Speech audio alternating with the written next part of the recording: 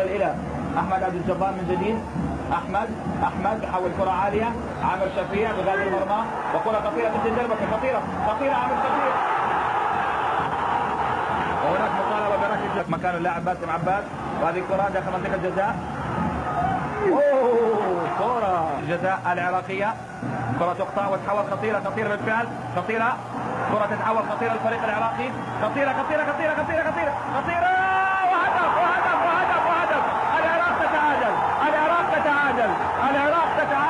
العراق تتعادل. كرة مرتدة في الدقيقة 42 يتعادل الفريق العراقي. الأردن 2 العراق 2.